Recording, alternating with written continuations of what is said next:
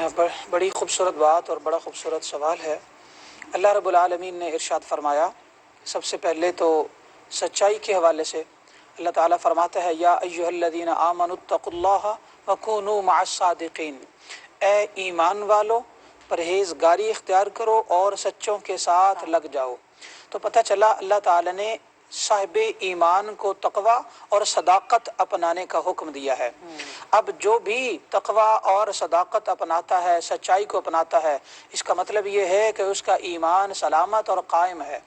और खुदा न खास्ता अगर कोई सच्चाई से हट जाए या किसी के रोब तले आ जाए या फिर किसी से मरूब होकर सच्चाई को छोड़कर वक्ती तौर पर चढ़ते सूरज को सलाम करे या झूठ की वजह से किसी की हाँ में हाँ मिला दे, अगरचे वो गलत बात हो, तो इसका मतलब ये है कि उसका ईमान जो है वो मशकूक है। इसलिए अल्लाह रब्बुल आलमीन के महबूब अलैहिस्सलाम ने शाह फरमाया कि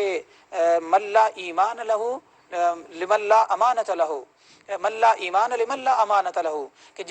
जिसके पास अमानत की हिफाजत की कुव्वत नहीं है उसका ईमान ही नहीं है। तो चूँकि आपने हक तलफी की भी बात फरमाई है, तो यकीनन अल्लाह ताला ने हमें जो जो हुकूक अता फरमाए हैं और जो जो जिम्मेदारियाँ अता फरमाई हैं, अगर हम उन्हें निभाते हैं तो इसका ये मतलब है कि हम मोमिन हैं और हमारा ईमान मजबूत हो रहा है। उन चीज़ों को निभाने का मतलब ये है कि अल्लाह ताला ने मर्द और औरत को शौहर और बीवी का रिश्ता अता फरमाया। इस रिश्ते में दोनों एक दूसरे के पास अमीन हैं, दोनों के पास एक दूसरे की ईमानदारी का रखना ज़रूरी है। रिश्ते की हिफाजत करना, एक दूसरे की इज्जत की हिफाजत करना, एक दूसरे के राज की हिफाजत करना, एक दूसरे के केयर करते रहना, और फिर सच्चाई और सदाकत को भी अगर इसमें शामिल करें तो ये रिश्ता इंतहाई खूबसूरती के साथ चलता है। सदाकत ये है कि शौहर अपनी बीवी के साथ दिलो जान से मोहब्बत का इजहार करे और सच्चाई के साथ करे। और अगली बात यह है कि जो अमानत है उसके पास, वो ये है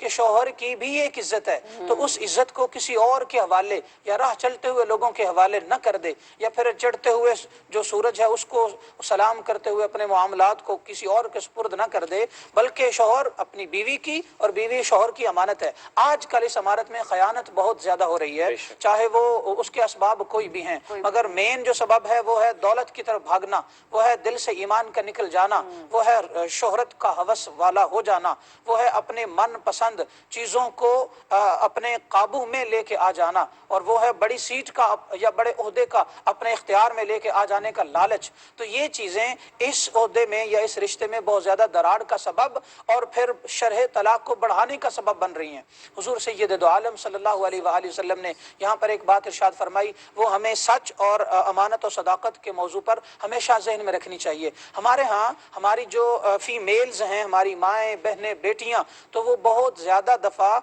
ऐसे अंदाज में सच बोलती हैं कि जब उस सच को हिकमत के साथ बयान करने का हुक्म होता है। इसका बिल्कुल मतलब नहीं, अल्लाह माफ करे, कि मैं औरतों के हुकूक के खिलाफ हूँ, बल्कि मैं औरतों के हुकूक का हामी हूँ, क्योंकि आजकल औरतों के हुकूक ही ज्यादा गस्ब किए जा रहे हैं। बात की कि इस्लाह के पहलू के साथ वो जुमले अदा कर दें, बजाय इसके कि वो सच भी आपको इस कदर चुभ जाए कि बात लड़ाई तक पहुंच जाए। बिल्कुल ऐसे ही आका सल्लल्लाहु अलैहि वसल्लम ने 3 जगहों पर जो है ना वो सच को हिकमत के साथ बयान करने को मुबाह और जायज करार दिया है, और उसके बाद उस पर अजर अता फरमाया। सबसे पहले कि जब घर के अंदर शौहर और बीवी के बीच में फितना, लड़ाई और रिश्ते के अंदर दरार पैदा होने का डर हो, तो आका अलैहिस्सलाम शाह फरमाया वहां हिकमत से बात करो, चाहे वो शौहर की तरफ से या बीवी की तरफ से। अगर बीवी कहे मैं तो सच बताऊंगी, तो वो सच नहीं बोल रही, बल्कि वो फितना पैदा कर रही है। और अल्लाह ने शाह फरमाया वल फितनतु अशद्दु मिनल क़त्ल, एक जो फितना फैलाना है वो कत्ल से ज्यादा बदतर है। और ये फितना आजकल बहुत सारे शौहर हैं,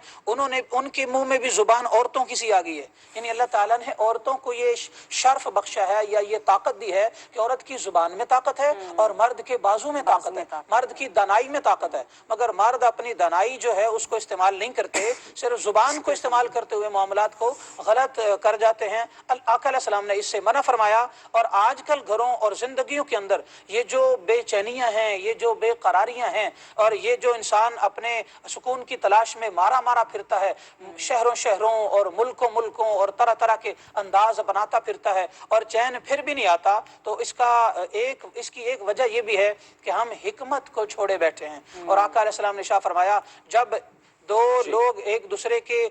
جان کے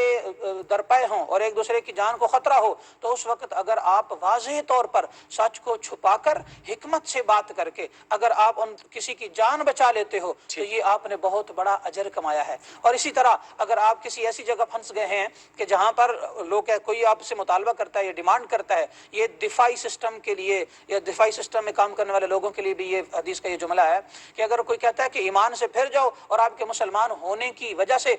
یا تو ایمان سے پھرو یا پھر ہم تمہیں مار دیں گے، یا مسلمان ہونے کی وجہ سے تم جو ہے نا وہ یہ ہمارا اسلام کے خلاف کام کرو تب جان بچے گی وگرنہ نہیں بچے گی، تو وہاں آقا علیہ السلام شاہ فرمایا حکمت کے ساتھ چلو۔ ہمارے ہاں آج کل معاملات اس طرح کے ہیں کہ